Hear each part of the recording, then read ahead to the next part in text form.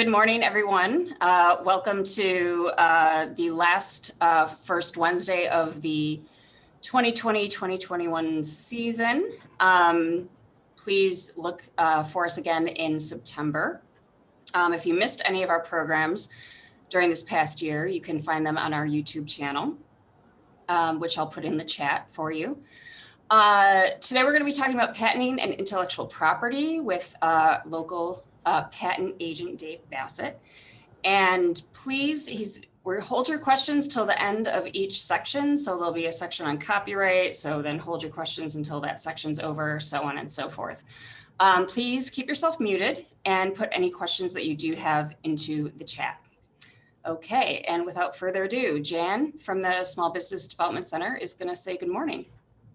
Good morning, everyone. I'm Jan Pazanchin with the College of Brockport Small Business Development Center. We work with small business people of every shape and size.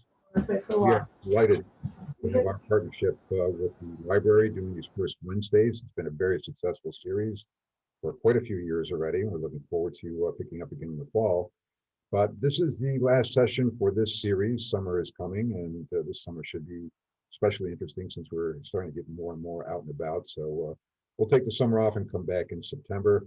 And we're probably going to start with a business planning session, but as long as you're on our email list, you'll get the information on what's coming forward.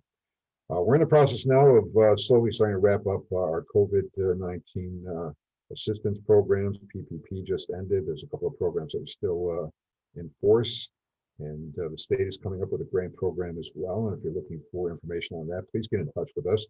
I'll put in our contact information in the chat box as well. So you'll have our phone number, and the best bet is to go to our website and tap on make an appointment, and we'll get back to you usually within a day and set up a time to meet with one of our advisors.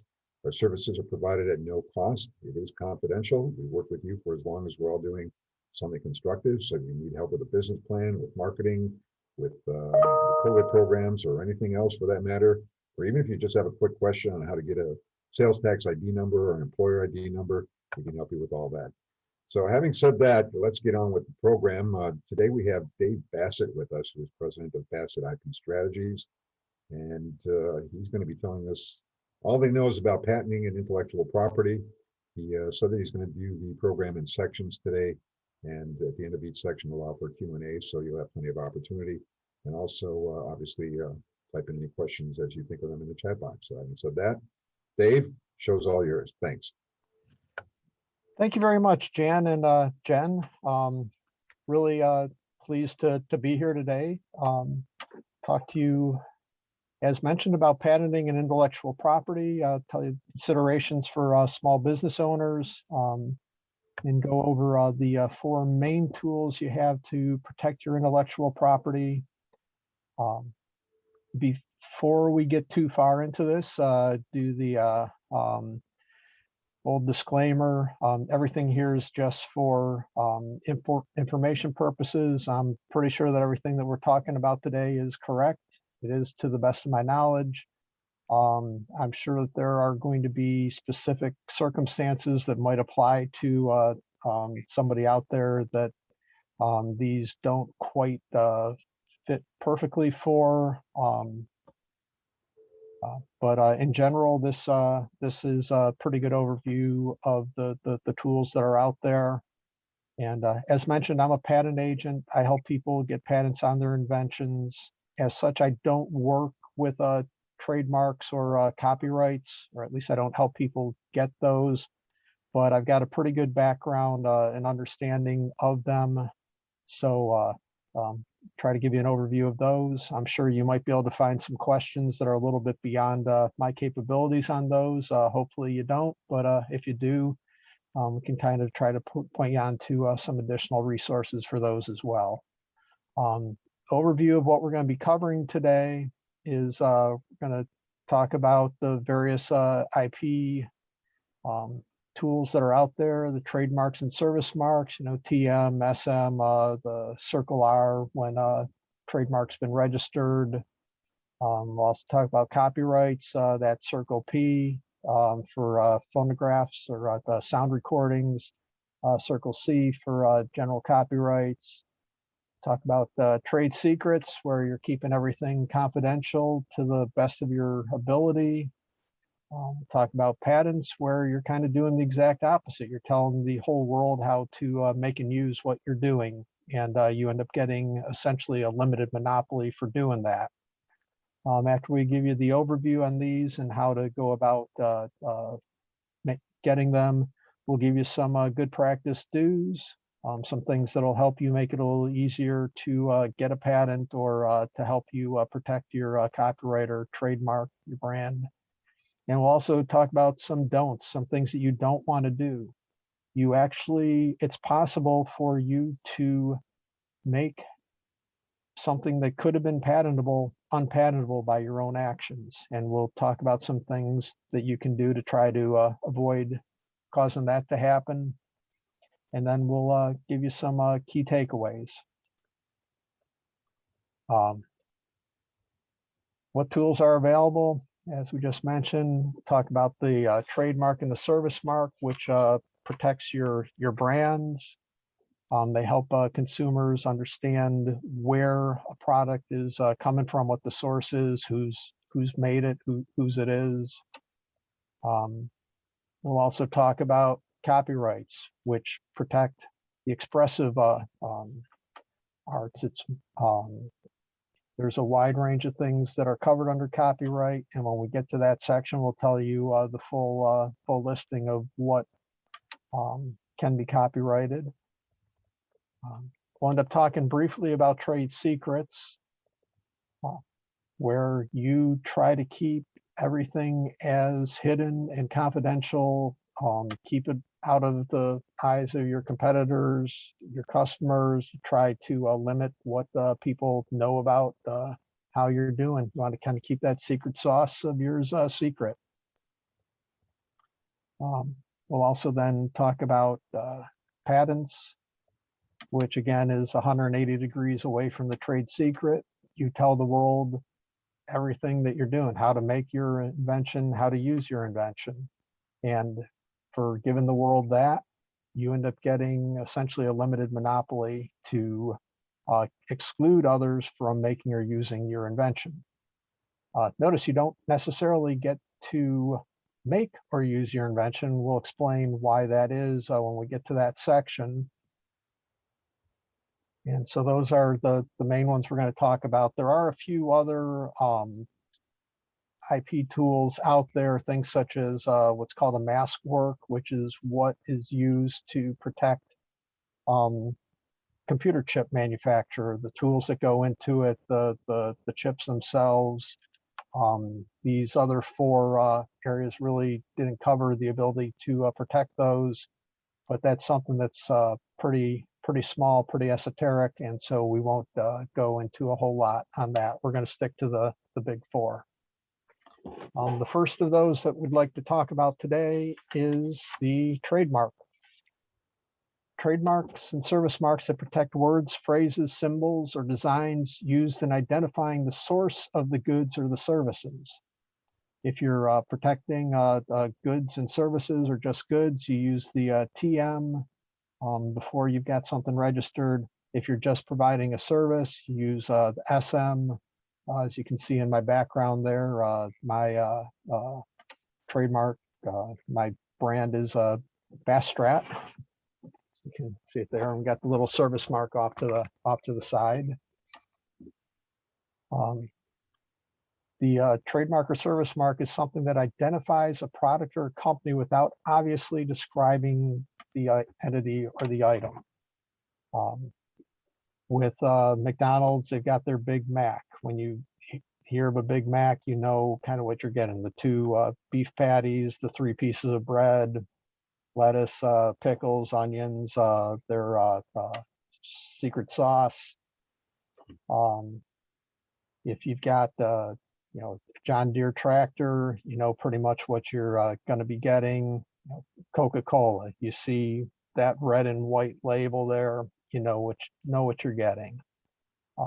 Even though nothing says that it's the details of it, the type of hamburger or the type of tractor you're getting, it helps you identify it. And with a trademark, you're not going to be able to take words that are commonly used out of the language. You're not going to be able to have a hot, juicy hamburger become your trademark. But if Wendy's single is synonymous for a hot, juicy hamburger, you'll be able to get that. Your company name is not registrable as a trademark by itself, but if it functions as a trademark, it is registrable. Meaning, John Deere Corporation isn't a trademark, but that John Deere is used as a trademark. Or McDonald's Corporation isn't, McDonald's itself tends to be used. And you don't have to register it with the USPTO, the Patent and Trademark Office, or the individual state that you're doing business in. But if you do so, you will get additional protections. It's easier to keep people from using your trademark. It's easier to prove that what your trademark is yours if you actually go about and get it registered.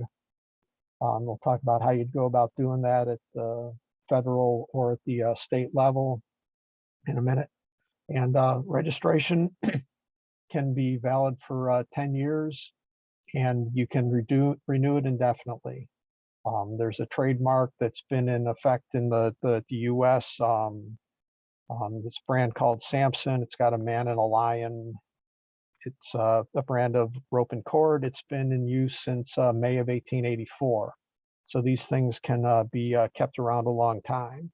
Bass Ale goes back a few hundred years. That red triangle, that seems to be the first trademark in use anywhere in the world. Like I said, in the 1800s, they started using them here in the US. Why do you want to get a trademark? What's in it for you? Well, it helps you protect your brand. It helps you keep others from using your product's name, your slogans, your logos, etc. And it's more than just the brand name that can be protected. Nike's "Just Do It." That slogan is their trademark. McDonald's "I'm Loving It." They've got that, and you hear those, and you know what the product is: a Coke and a smile. By getting the trademark registered, you can keep others from using that, and by people knowing where the product came from, it helps minimize their confusion. What's in it for the registrar, whether it be the Patent and Trademark Office down in Alexandria or the individual state like here in New York? Well, gives customers clarity about who they're buying from. You buy a Rolex, you know that you got a really fancy, really good, really expensive watch. You end up getting a Rolodex watch off some guy on the street corner. May not be quite as good. And again, this minimizes consumer confusion. That's the whole key to what the trademarks are out there to do. What's the process of getting a trademark or a service mark? Well, come up with your trademark or your service mark, come up with your tagline. You can get the trademark protected when it's in use, or you can even try to apply for a trademark before you have the trademark in use. You come up with a new shampoo line and you have a tagline or a brand name that you want to use for it. Well, you can apply to the trademark office ahead of time and try to get that registered before you start spending money marketing it and doing all that. It's recommended to do a search before you file. You can use either the TESS, which is the Trademark Electronic Search System, which is online at the uspto.gov. You also can use the Patent and Trademark Resource Centers. We're very, very fortunate here in Rochester that we have up at the Chester F. Carlson Patent and Trademark Center upstairs at the library downtown. We have essentially the same library and access to all the same tools here in Rochester that you would have if you went to Alexandria itself. So we are very, very lucky to have that. And the librarians here, I know Kate Meadows on this talk, that they can help you with the system and understand how to do this. You also can hire out, have somebody pay somebody to do a search for you, and that's oftentimes recommended. But to initially just get an idea for whether what you're doing might work or not, you can start out there. And I see Kate just put her information in the chat.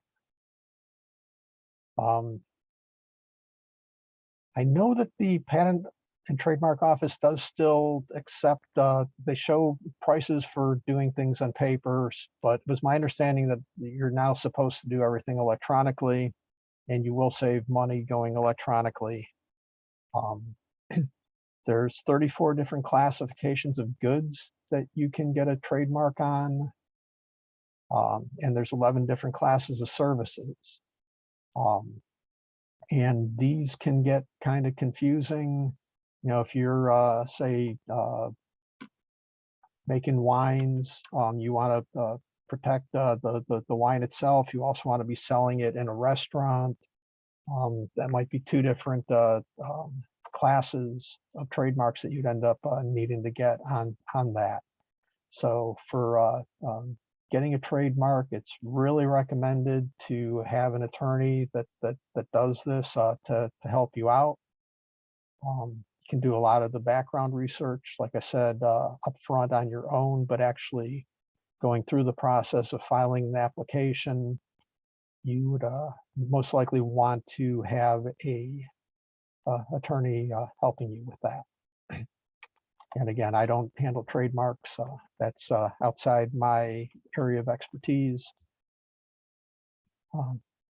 You file the application. After you file it, do what they call prosecute the application. The trademark office will take a look at it, make sure that you're not taking words out of the language. You know, a few years back,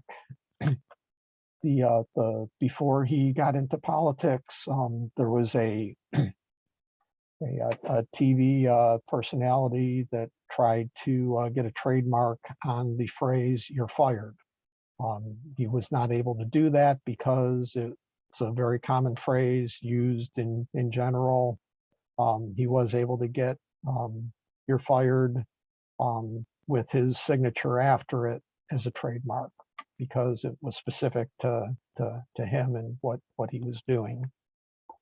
You prosecute the application, the trademark office decides that you're not taking stuff out of the language.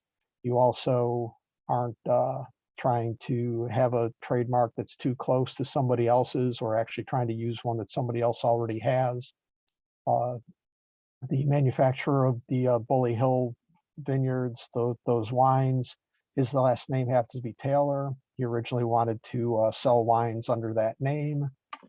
There's a really big wine manufacturer, Taylor Wines, that already had the name, and he was not allowed to sell the wines, even though that's his own name. And that's why, I'm sorry, Bully Hill.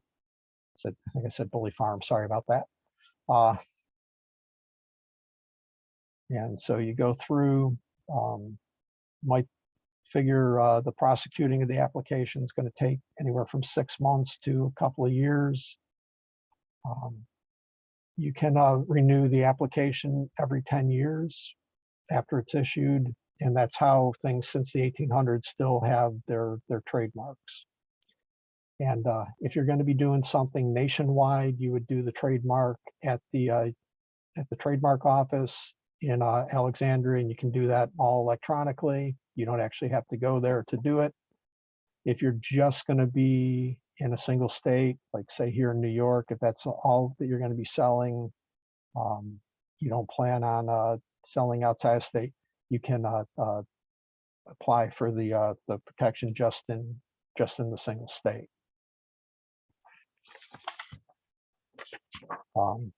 And here in New York, there's also 34 classes of goods. I believe they're the same as the federal level, not 100% on that. There's only 8 different classes of services, so there's a little bit of a difference. Whereas at the federal level, you'd be looking at least 250 for the base application, could go more than that. And another $100 to get published. You'd be looking, and that's for each classification that you try to do. If you want to protect your trademark in more than one thing, say you've got a line of clothing that you want to go along with your the food you're selling, you know, that would be another class. Here in New York, it would be and last time I checked, it was $50 per. It might have gone up some, but it wouldn't be much. When it issues, it's valid for 10 years from the date of the application. And just like at the federal level, you can renew it indefinitely. And I see one question there in the chat. There's actually there's a couple questions, Dave. The first one is, what are key elements to trade dress related to trademark? Trade dress? Yeah. I'm not familiar with that term, but. Yeah, I'm not certain. Could the person that asked that, could they explain out a little bit more what they mean by that? Because I'm not familiar with that term. They also want to know, is TM sufficient to claim the use of a trademark before registration? Yes, Yeah. that one, yes, it is. And you want to be consistent on that. Anywhere where you're using that particular term or that phrase, whenever you write it, whenever your employees write it, always put that TM after it. It's showing that you are considering it's your trademark and you're actively trying to protect that. And you can, not 100%, but you can kind of get an idea for whether what somebody is looking at to protect was registered or not, because you use the TM. Before it's registered, you change to the circle R. Sometimes with like fancy artwork, people still leave the TM or the SM after it. But okay, so Celia has a good question. Does the trademark at the federal level protect you at the state level, or do you have to do both? The trademark at the federal level will protect you also at the state level. And if you apply for the protection at the federal level, you're going to be certain that you're going to be protected.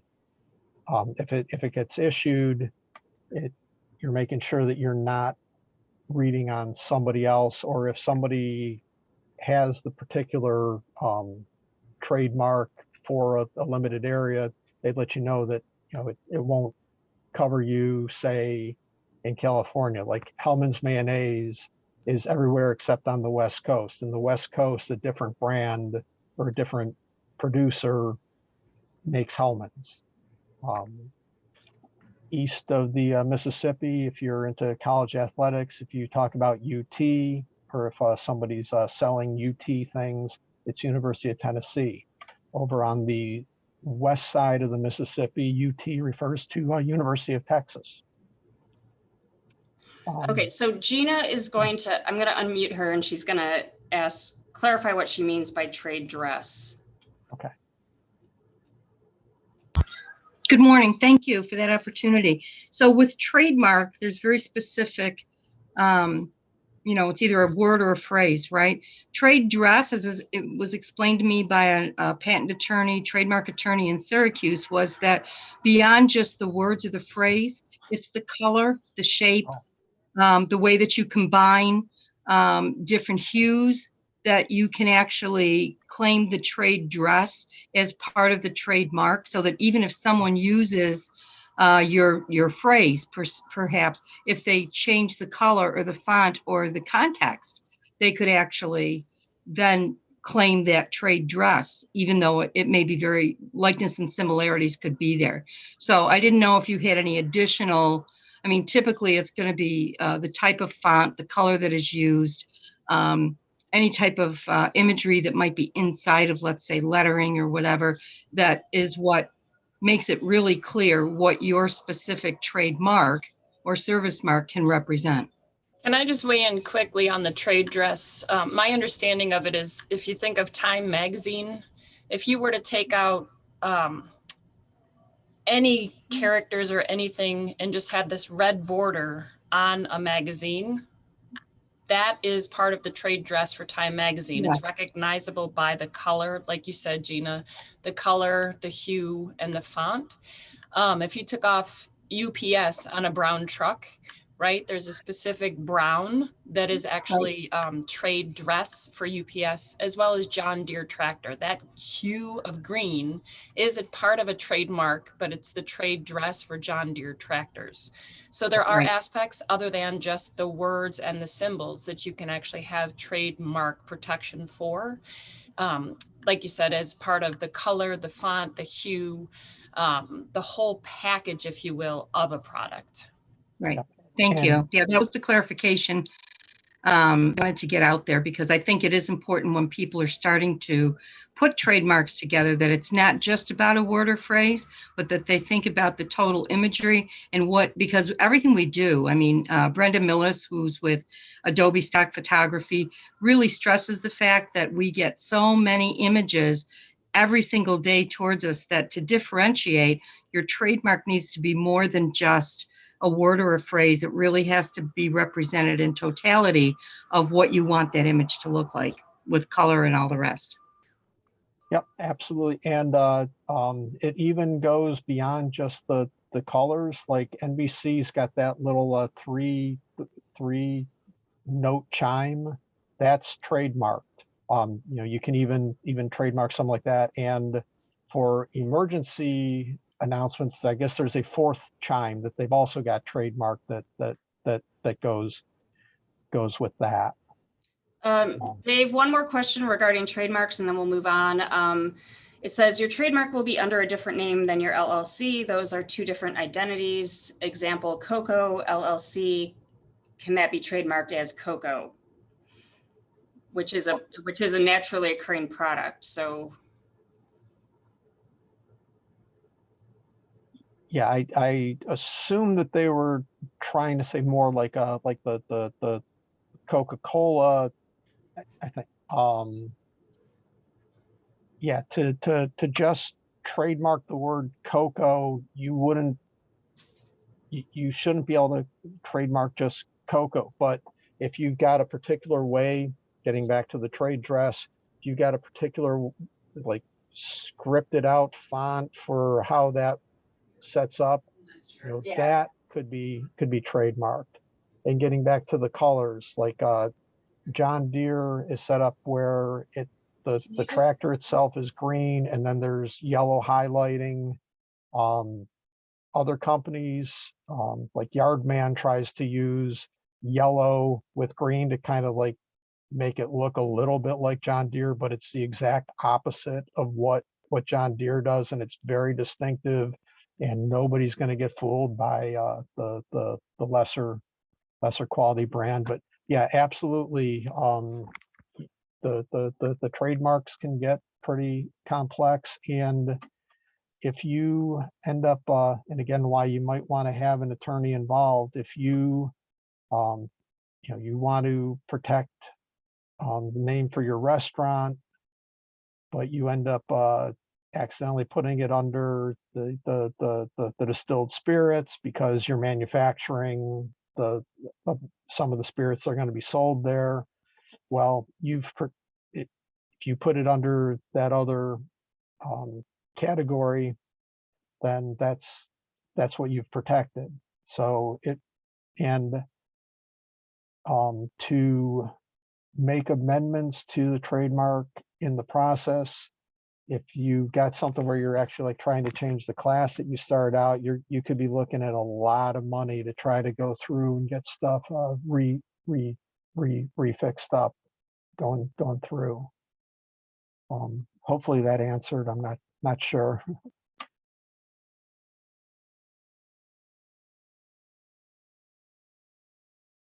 Okay, yes, and yeah, what Kate put, absolutely.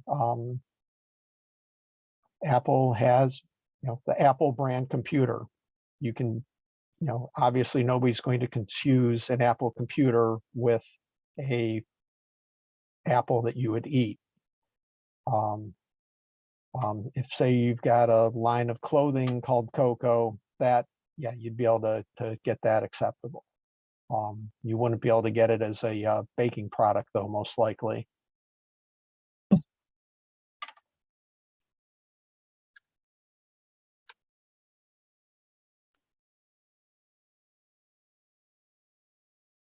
Did you want to unmute this person? You want to move on, Jen?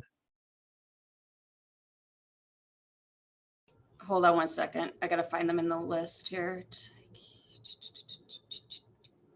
Where are you? Yeah, because we spent a fair amount of time on this, so I'd say let's make this the last one. That Yeah. Where are you? Shoot, I just saw them. Hold on. There you are. Thank you so much. Grand Rising, everyone. I apologize about how I worded the question. It was really because of you, Mr. David, here, what you said about how sometimes you would have a trademark. I just try to use something really general like Coco. It could have been Coca-Cola, but I wanted to make sure if you already have your LLC in a brand or whatever your business is, does it make a difference when you are now putting your new trademark name in paperwork and lawyer, whatever it is? I just want to make sure that we are now we're not even using our LLC aspect anymore. Because right now I use that. I use my LLC when I'm putting out information about my brand. But once I trademark it, will it now be a different name when I put down papers and things like that? That was my original question. I am so sorry. Okay. Yeah. No. For things that are dealing with your corporation, like say you were doing a contract with someone, yeah, you wouldn't be putting the team. If you're specifically talking about your company itself, Mm-hmm. you wouldn't be doing the TM behind it. Like when Okay. John Deere does their stockholder meetings, they aren't putting TM every place where they end up saying John Deere when they're referring to the corporation. And Exactly. again, Okay. you for use of your corporation or your LLC or your you know, your DBA, you wouldn't use the trademark with that. But if you've got, you know, it's like your Coco cargo shorts, you know, you would use the TM with it there. Okay. Thank you so much. That better explains You're it. welcome. You're welcome. Thank you. Yeah, thank you very much. Those were all very good questions. And sorry about my confusion on the trade dress. But yeah, let's slide ourselves on to copyrights now. As I mentioned, those protect expressive works, literary works, musical works, dramatic works, movies, records, dances, art, and even architectural works. I don't know for a fact that it's been copyrighted, but that bridge over the Genesee River on 490 over there, the Signature Bridge, my guess is that that most likely has been copyrighted. So other people can't go put in that same bridge or bridge that looks the same over any other place without the holder of that copyright's permission. As soon as whatever you have is, as soon as whatever you have has been put to a permanent, a recordable medium, then it's protected and the copyright is automatic. And what I mean by that is my just talking here, my talking itself isn't copyrighted because this is being recorded. It is copyrighted. For dance, there's a special choreography and like some sort of like a shorthand that describes the choreography of the dance. Just doing the dance itself doesn't automatically get the copyright. Once you've put it into that shorthand language so that somebody else would know just what exactly it is that you've produced, it's there. A movie, as soon as it gets recorded on film, it's copyright. The copyright is automatic, as I said, but you get additional protections by filing with the Library of Congress. You know, some of those are if you, and that's where the Copyright Office is, www.copyright.gov.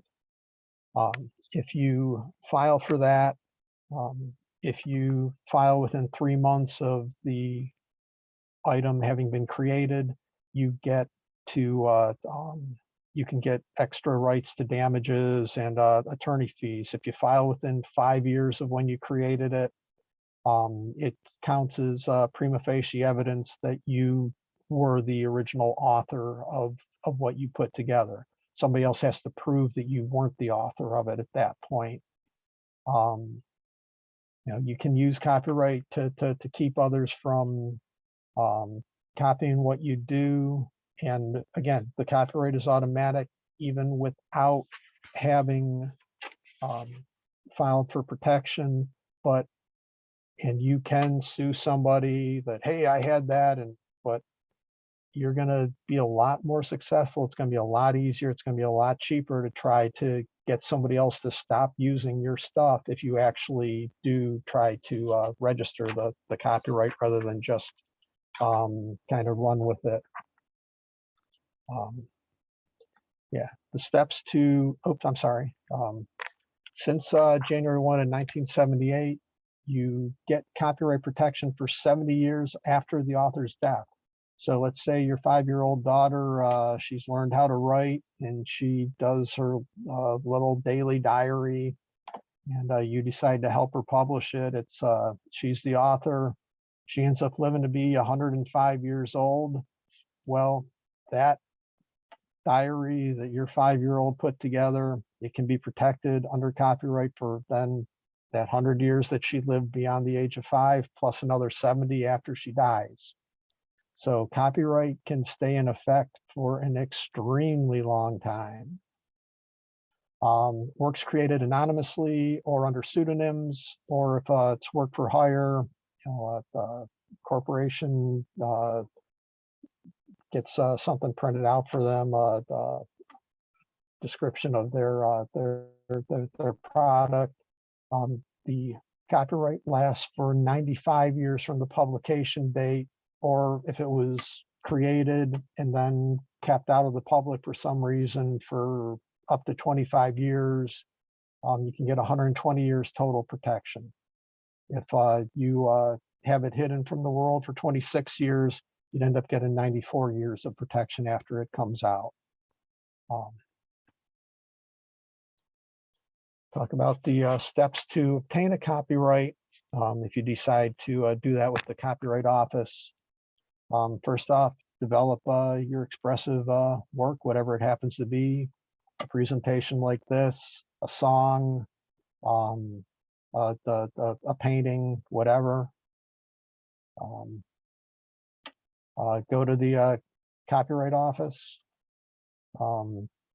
There they'll have forms that you can choose to for whatever type of item it is you're trying to get the copyright on. Complete the form, submit a copy of your unique expressive work, pay the fee, which is going to be, depending on what it is, you're going to be looking about $40. If you're trying to do a serial or something more complex, might be more like 90. That's pretty much it.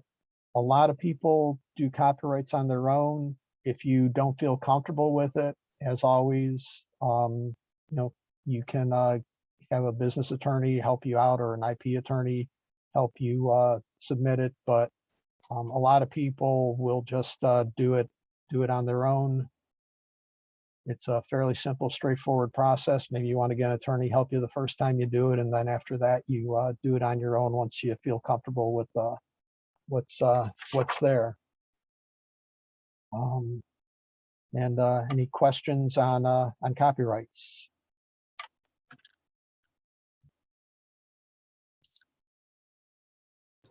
Yeah, can you copyright an online course that you've developed? Yes, you can. To do a full course, it would be what the Copyright Office most likely would fall under what the Copyright Office considers a serial, I think. So that would end up being a bit more expensive. If you did it all, I'm assuming that you've got like separate lectures that are all going to be coming different.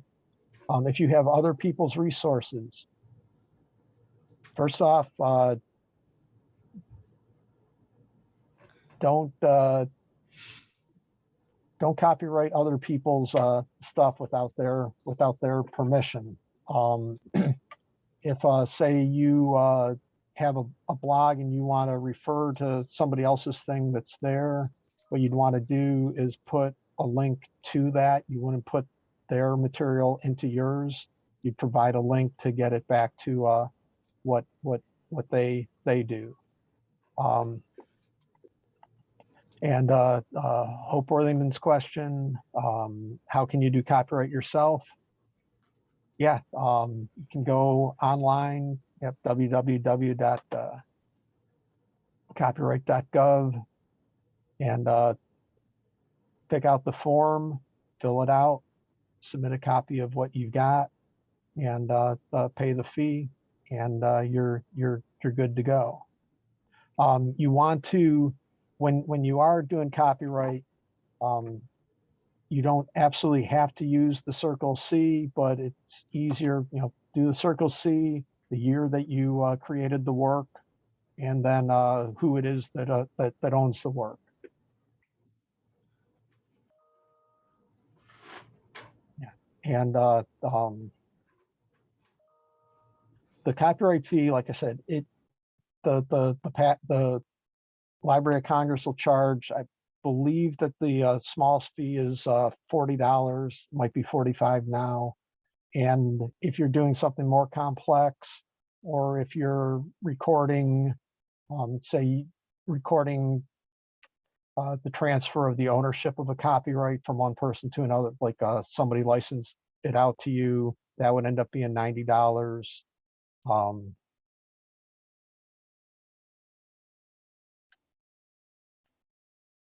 The question about whether the publisher holds the copyright or the author, I think that would end up coming down to what sort of agreement you have with the publisher. Did you? And again, copyright is not my area of expertise. If you got a contract with the publisher, it'll usually say who actually owns the copyright, and I believe that you can work it out under licensing that both can have the ability to publish where they want. Hey, Dave, can I just weigh in on this too? You mentioned Yes, please works for do. hire. Thank you. You mentioned works for hire, and I just want to let people know, be sure that within your work for hire contract that you indicate who is the owner of the IP.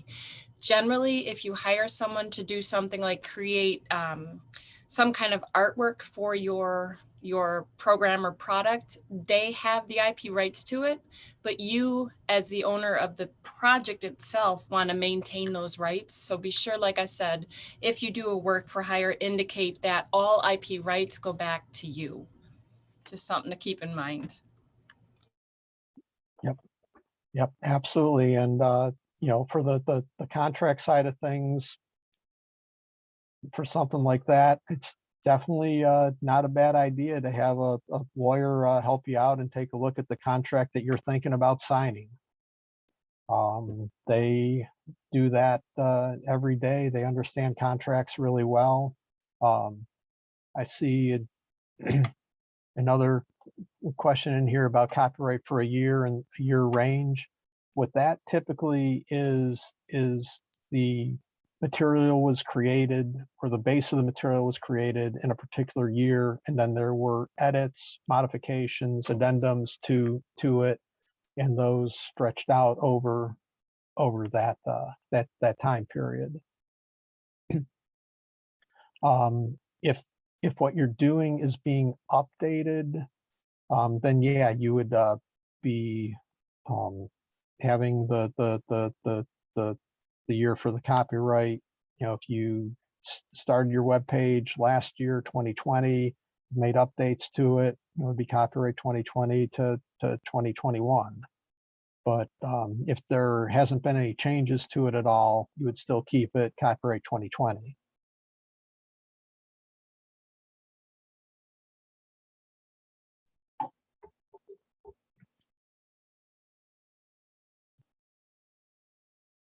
And again, the question on whether the publisher or the copyright, or the publisher or the author have the copyright, that pretty much comes back to how the contract to have the publisher publish it for you would be.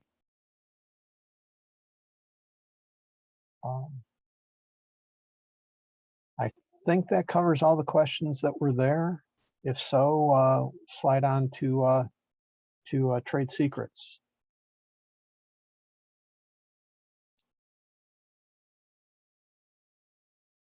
Again, with a trade secret, company or an individual is keeping the information secret from the competitors, the customers, and the general public. You're doing everything you can to keep people from finding out what it is you're doing. Got to actively protect it to be effective. If you have a recipe for like a cake that's really special, really great, and you don't want somebody to just go stealing it, don't go leaving the recipe sitting on your desk where some visitor's coming in and is getting it. Ways that you can actively protect your trade secret is to use non-disclosure agreements with your vendors, your employees. You know, that you know, if you've got a compound that you're making and there's like 3 different components to it, you know, maybe you have one vendor make the part A of it, another vendor makes the part B, another makes the part C, so that nobody knows the entire formula. And you get NDAs with the people to make sure that they don't go disclosing that part A or that part B, whatever it was that they know about. It provides less protection than patenting. If somebody totally on their own comes up with that cake recipe that you had,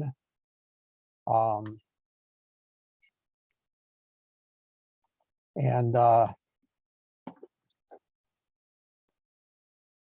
I'm sorry, I was just reading the chat and I just lost my train of thought there for a second. Yeah, if they come up with the cake recipe totally on their own, you know, there's nothing that you can do to keep them from making or selling it. But you know, that they break into your vault and steal the recipe, you'd have a recourse in that case. And though it does provide less protection than patenting, it will provide protection for much longer than patenting. The Coca-Cola formula goes back to the 1800s. Kentucky Fried Chicken's recipe goes back nearly that long. If you're good about protecting your formulas, they can last a real long time.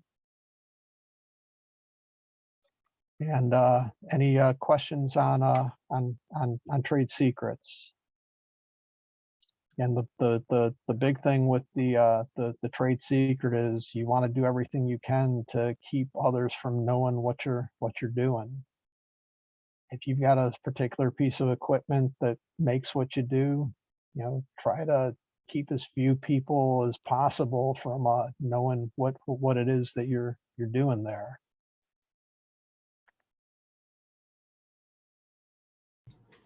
Dave, we got that one question. How do you document and prove that it's your trade secret?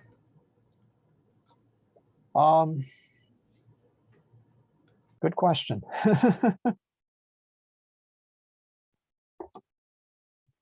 Basically, you know, you would want to, you know, be actively using it, be keeping it apart from us. If you know that portion of the recipe that you have to go out to a particular vendor, you know, have the documentation that you provided them with that portion of the formula, have it there in the contract, have it there in what you transmit to them. You know,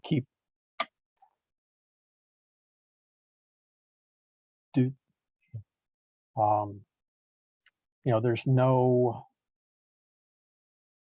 no central collection agency where you deposit your trade secret and it's recorded there.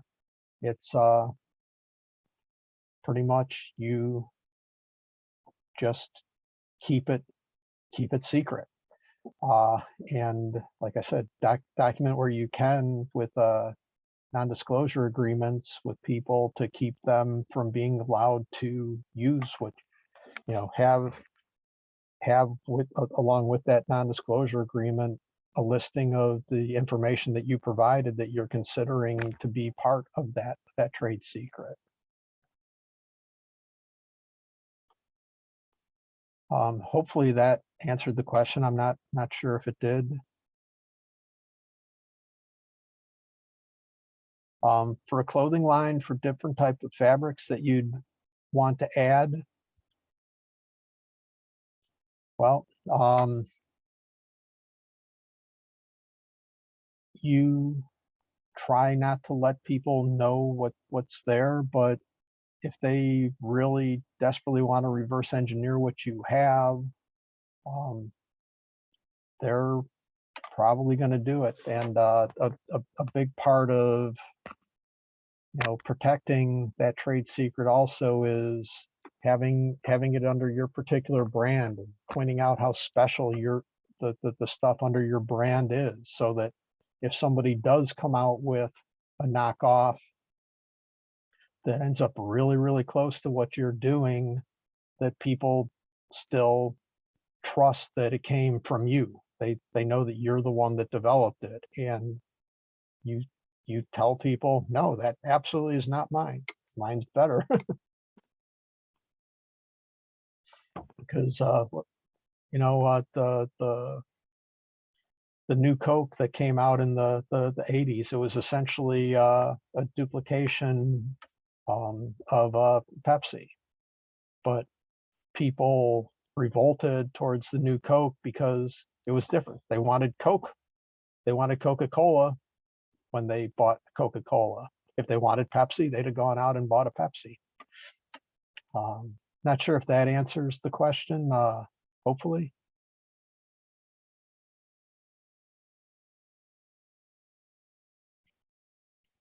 Yeah, trade secrets are tougher to protect, but like I said, I mean, you can keep them for literally 100+ years if you're good at it.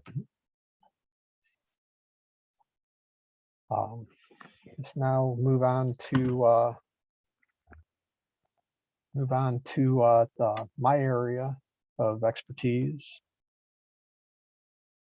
which is the patents. And before we talk about the patent itself, let's talk about what is patentable. Any process, machine, manufacture, or composition of matter, or an improvement thereof. It doesn't have to be something totally new, and like a totally, absolutely unique, nothing at all, even remotely similar to it is out there. You've made a significant improvement over what's there. That could be patentable. Provided it is new. If it's not new, it's not an invention. If somebody else has already done it, it's not an invention.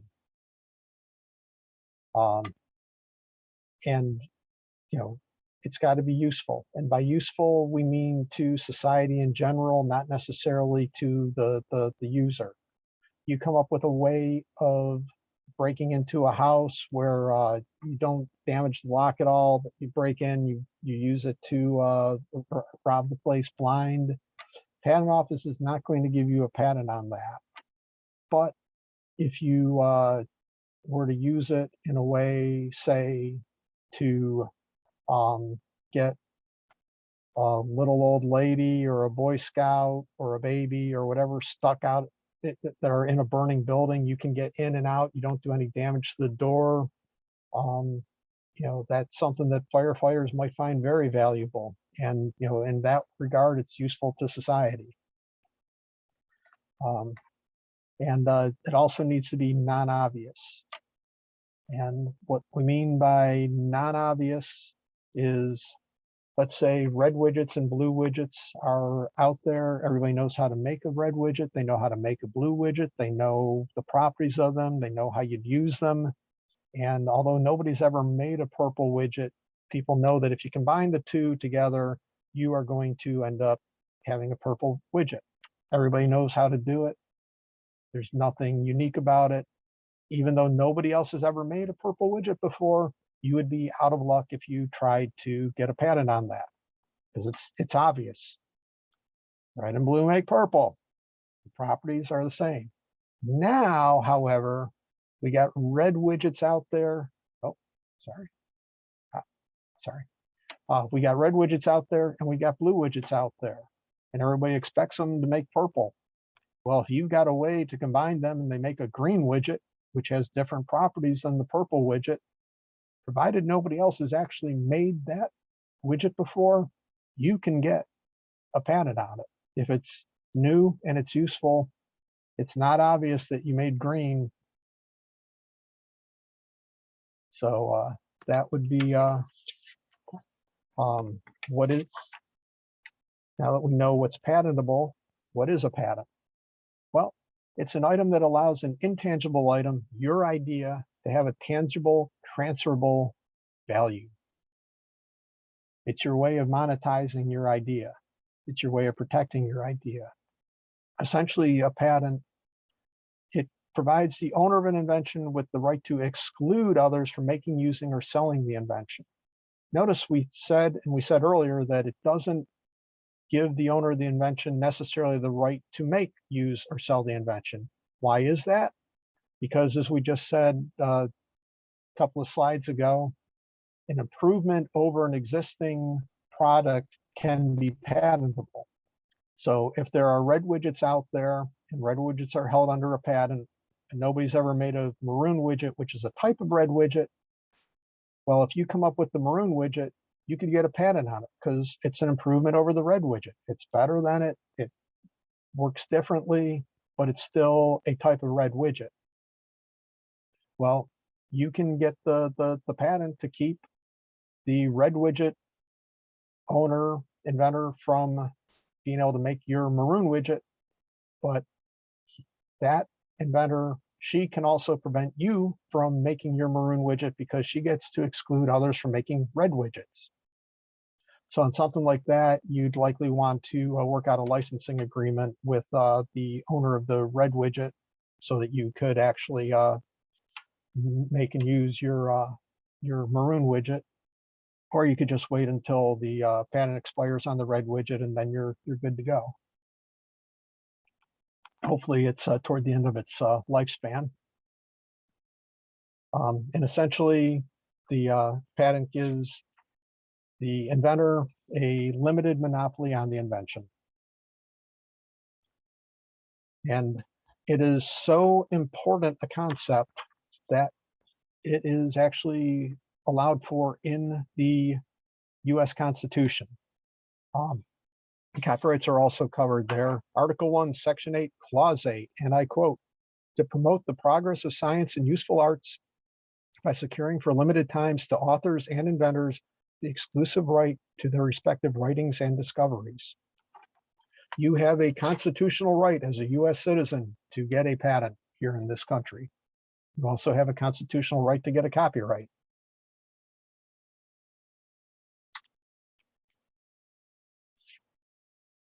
Who can obtain the patent? The inventor or his assignee is eligible to receive the patent for the invention. All the inventors are included. If you come up with an invention, you got 20 different claims detailing little differences in the invention.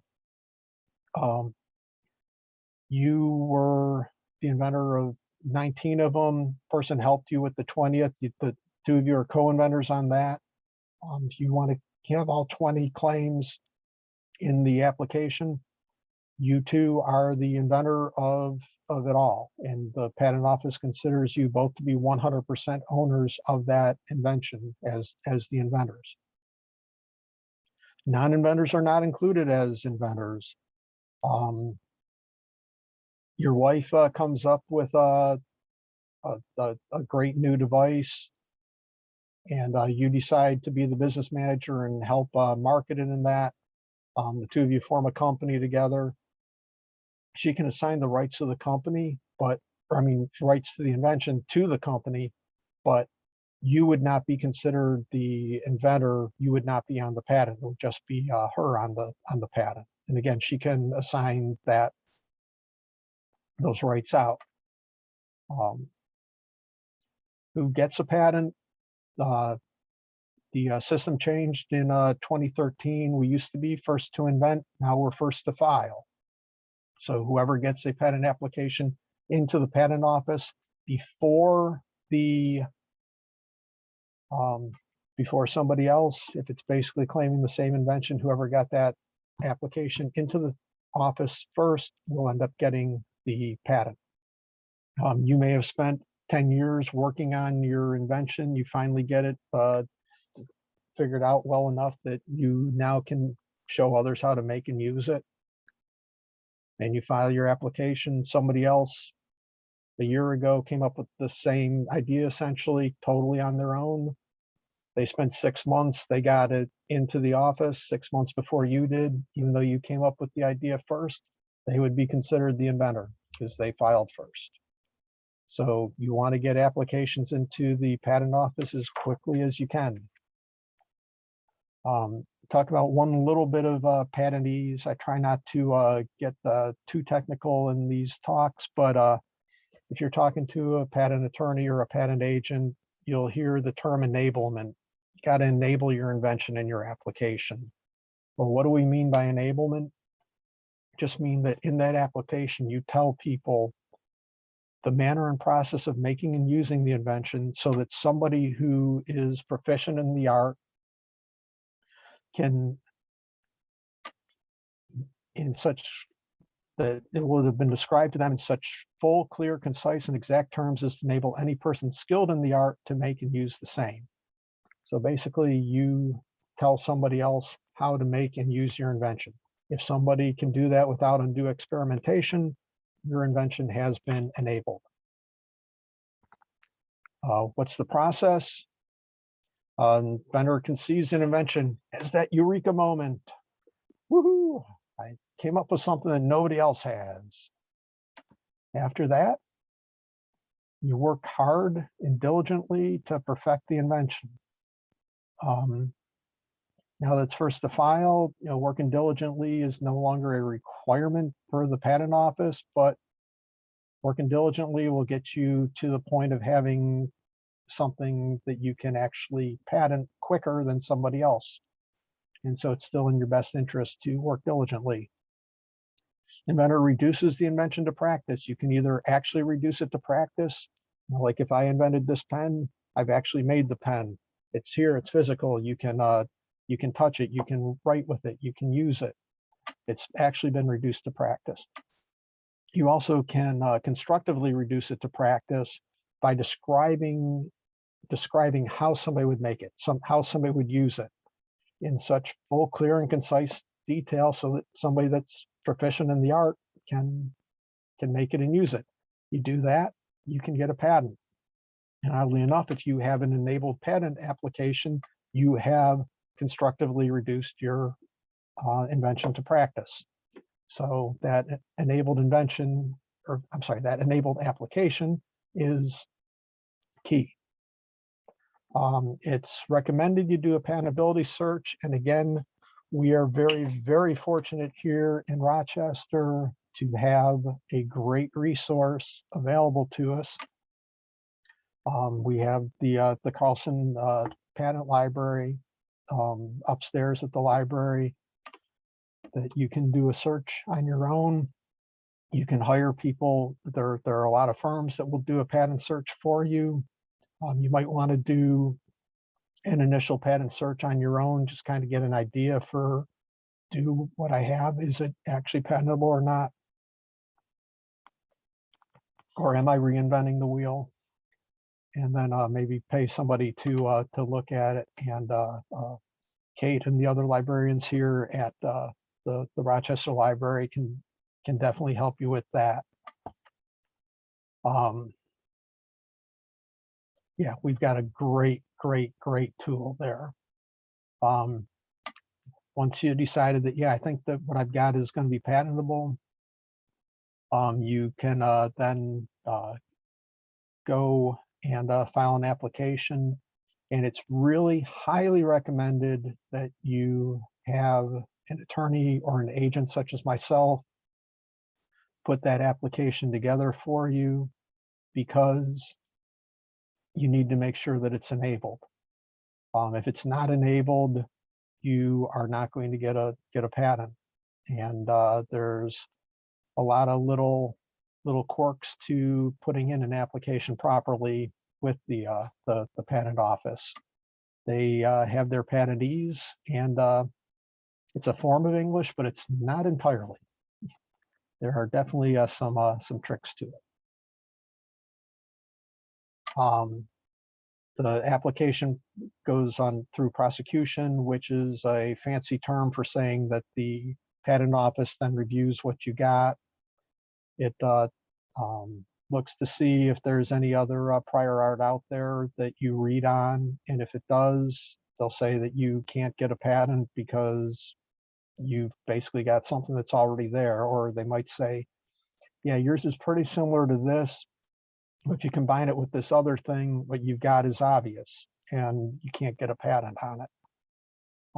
After you feel very sad and depressed, thinking, wow, I spent a lot of time and I spent a lot of money and now I can't get a patent, find out that, well, actually the patent examiner, they thought my invention was doing this and actually it's doing it this. So it's really different than this other thing. Or maybe I can tighten up my claim a little bit and get it to a point where it no longer reads on what was there.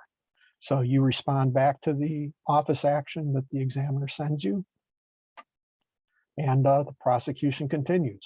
And the examiner agrees with you, yep, the way you change those claims, it now doesn't read on anything else.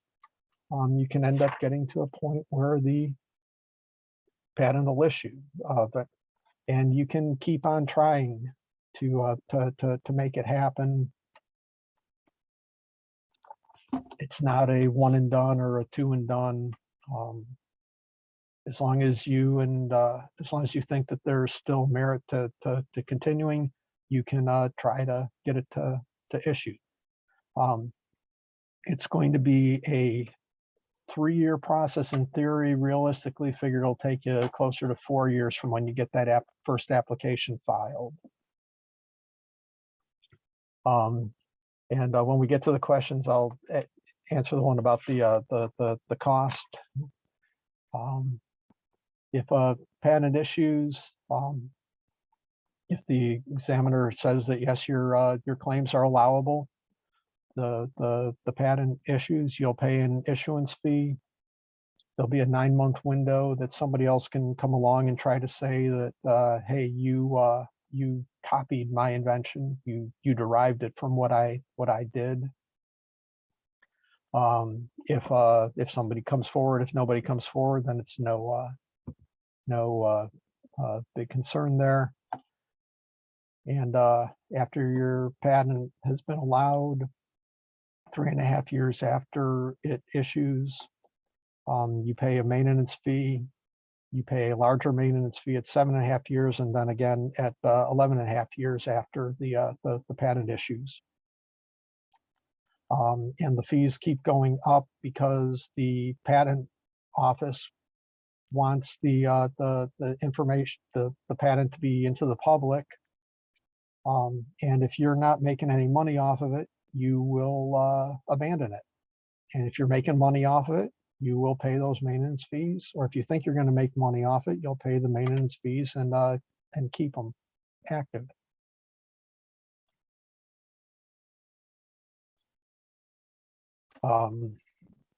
The categories, there's 3 different categories of patents here in the US.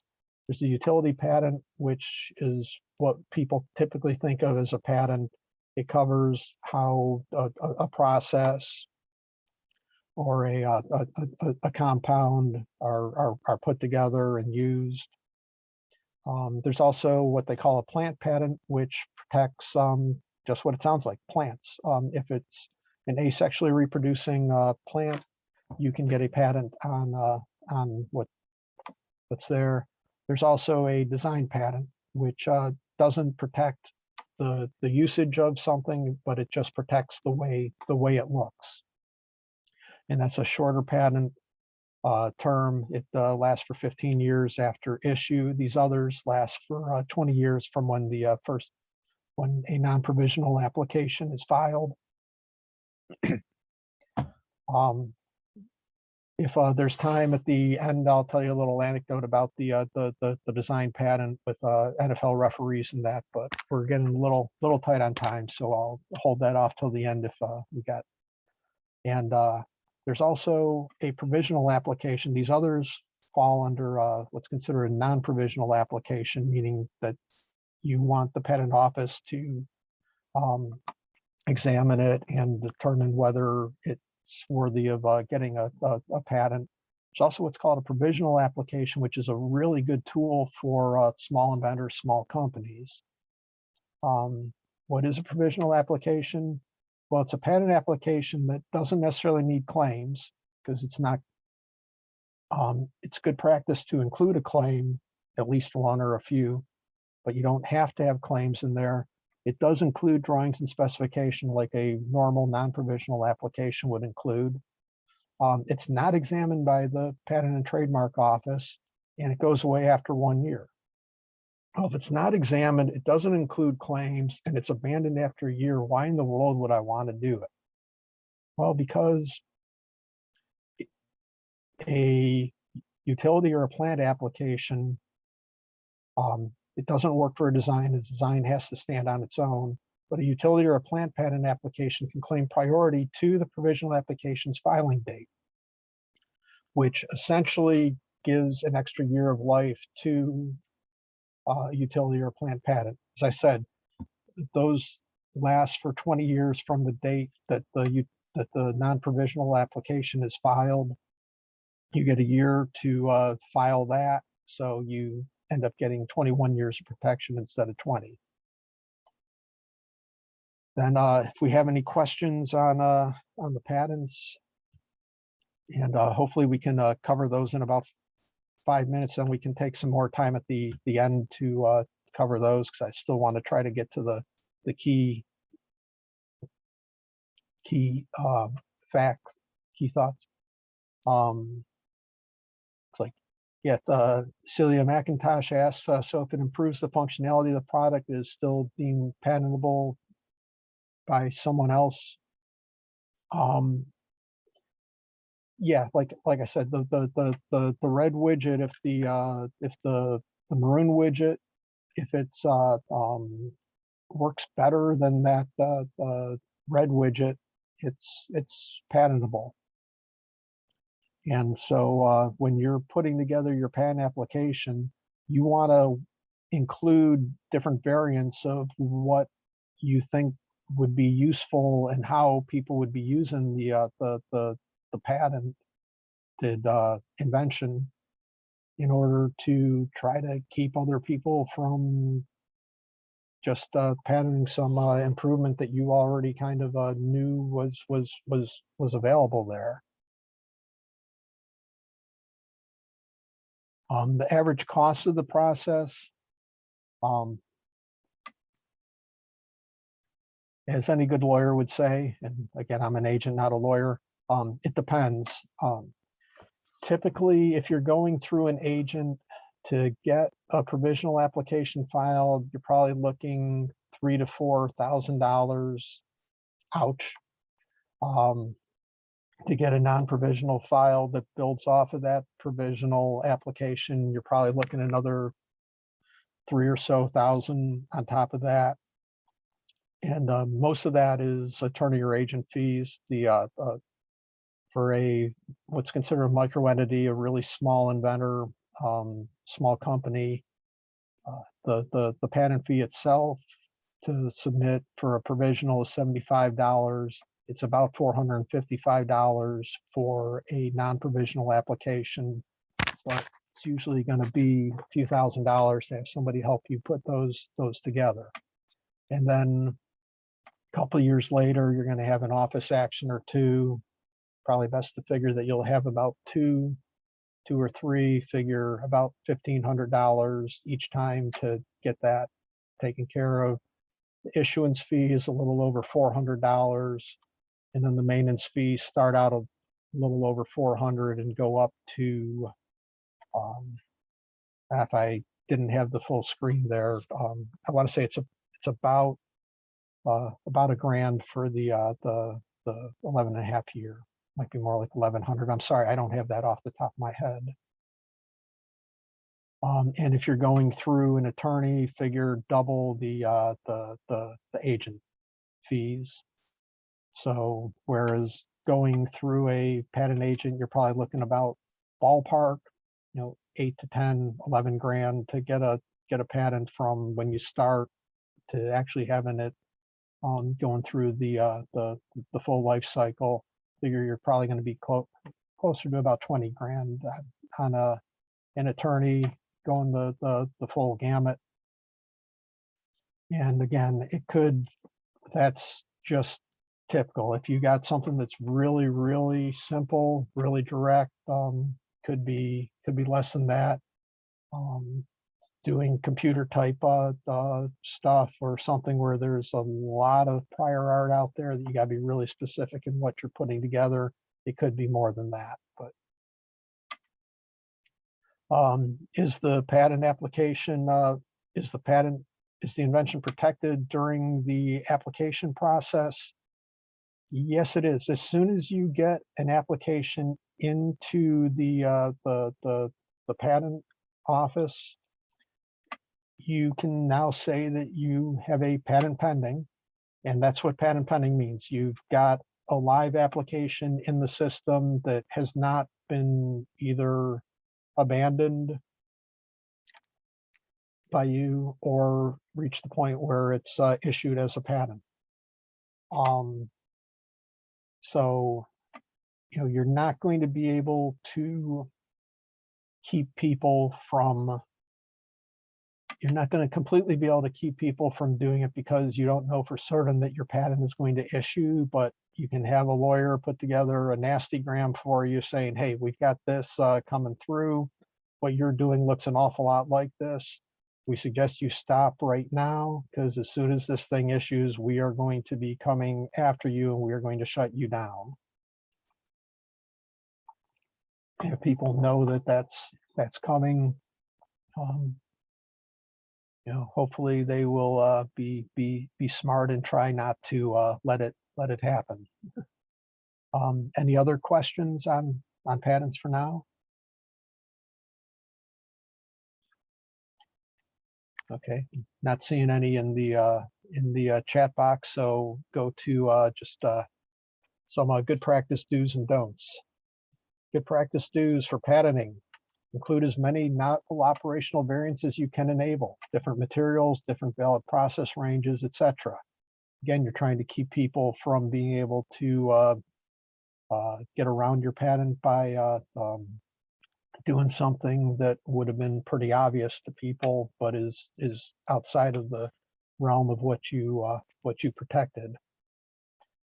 Include broad and narrow claims. The broader your claims are, the more value that you will have in your patent should it issue. But if it's too broad, then something else that's already out there falls under that, and it's prior art against you, and the claims won't stand. So you also include narrower claims, so that if something is determined to be too broad, that your narrower claims can still stand. Keep things quiet. Do not let people know what you're doing. When possible, use non-disclosure agreements. Again, non-disclosure agreements are your friends. Also, try to get assignment agreements in place with co-inventors. Remember, everybody who's an inventor is a 100% owner of that invention. Might want to have in place up front how you're going to divvy out who can do what with it. Also, any tradesmen that might be working under your instruction. They do something minor, like fasten a hinge. You know, they got a different way of fastening the hinge than what you had. They haven't done anything inventive, but when they're working through that, if they come up with something like, hey, you know, you've been using this lever here. If we bend this like this, instead, we're going to increase the torque, we're going to increase the power. You know, it's like totally better than what you originally had. They really, truly do come up with an improvement on what you had. Now they're an inventor. If you had an assignment agreement in place with them before you got there, you're covered. Still under patenting, keep good records.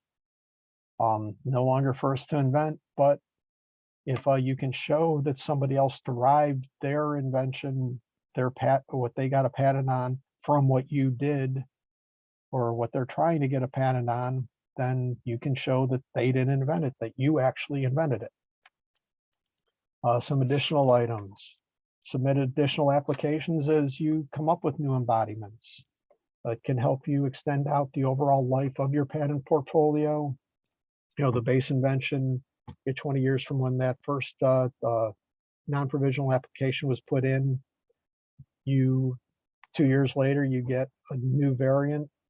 Now this next one, assuming they both get patent protection, now you get 20 years from this point, that's 2 years later. So the improved one, you got 22 years of protection from when the first one was there. Remember that provisional applications can give you a year to determine if you're going to be able to monetize your invention. Once you've got that application in-house, your patent pending, and you can now put your invention into public, provided your application is enabled.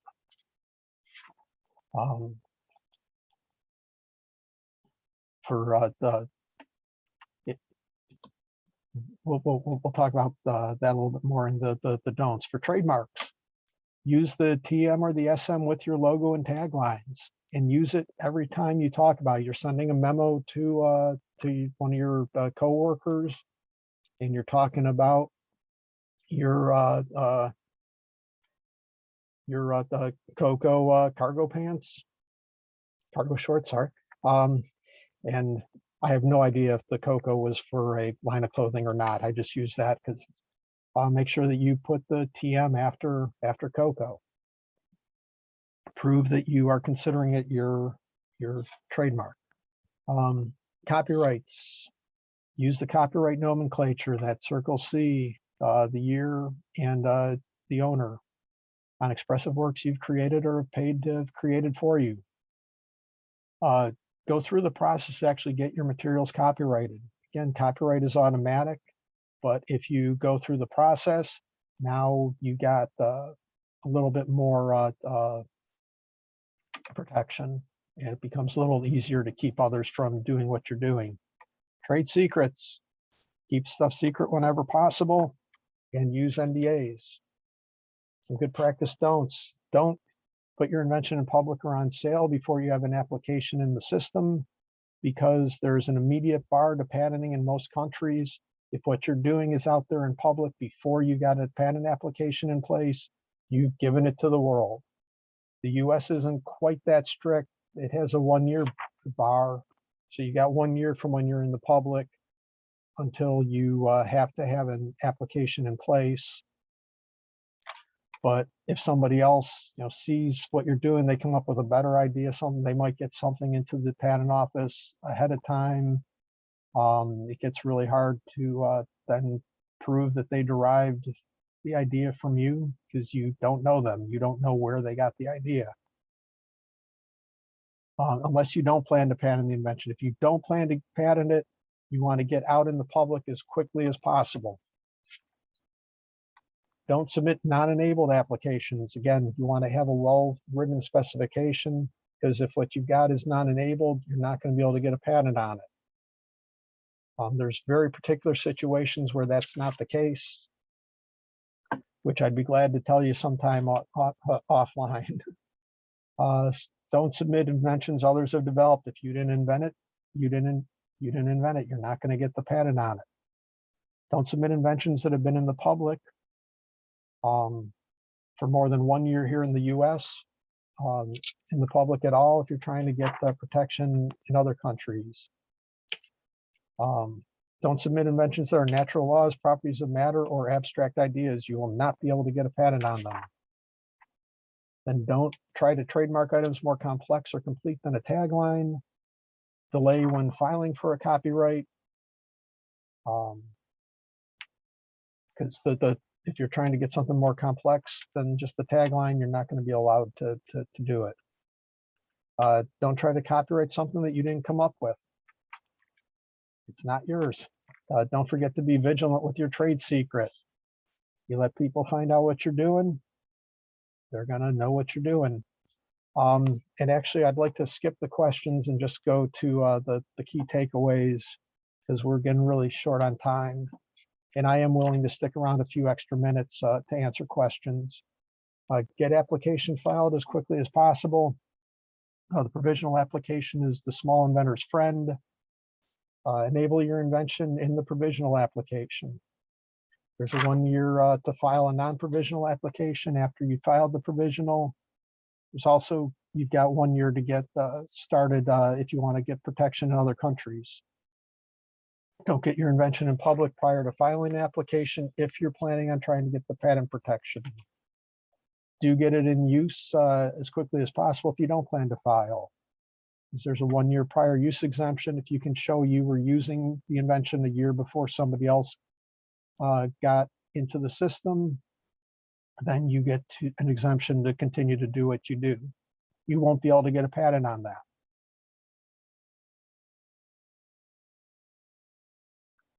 Do treat your trademark logo or tagline as a trademark always. Get copyrights filed as quickly as possible. And remember, you can use all 4 tools to protect your IP. Any questions? I know we covered a lot.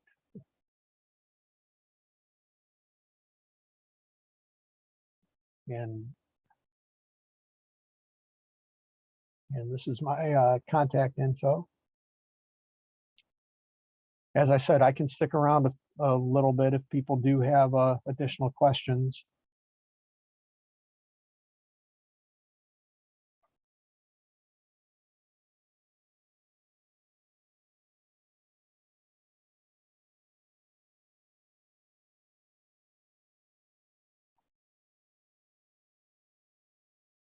Yeah, I know it was a lot to cover.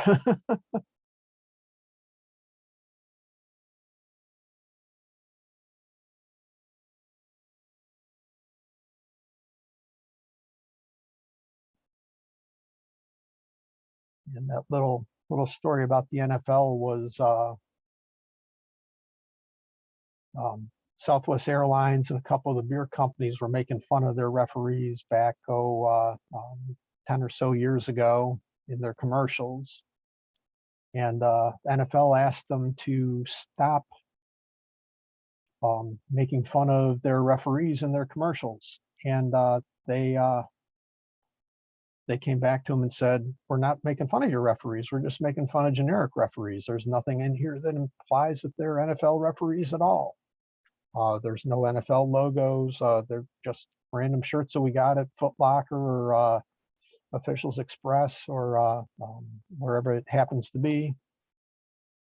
And the NFL thought back and said, gee, you know, they're right. We don't have anything that shows that they're NFL refs. So they went out and they got patents on new uniforms where the bars now spread out, and they got fancy designs on their hats and things. So now NFL referees wear distinctive uniforms. NHL referees do the same. So I don't know, maybe up in Canada, Labatt's and Molson were doing some of the same things that Budweiser were doing, except to the hockey refs. So expect in a couple of years to see, and those commercials stopped coming out. So expect to see in a couple of years new designs for NFL referee uniforms as the patent runs out on them.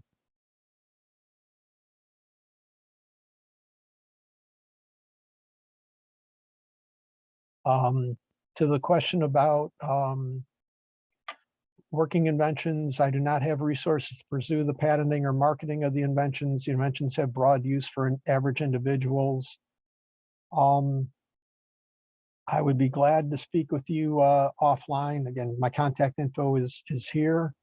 What I would say is just remember that there's the immediate bar to getting the patent elsewhere in the world, and there's the 1-year bar here in the US. So if you can help it, keep them out of the public. As soon as they go public, you're starting clocks that run against you.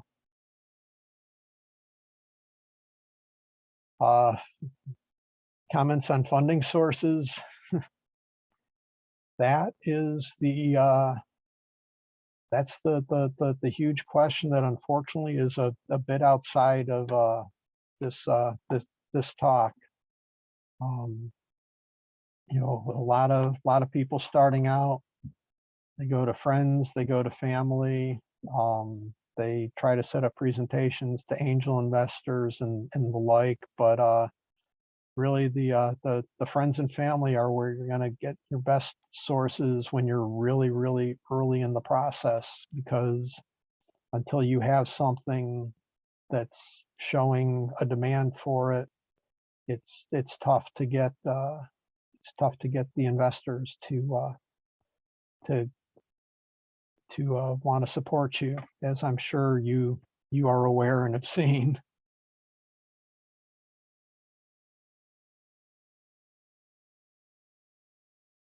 I'm not sure if that helps or not.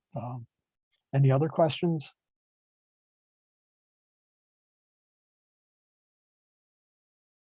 Well, I guess I will stop the screen share.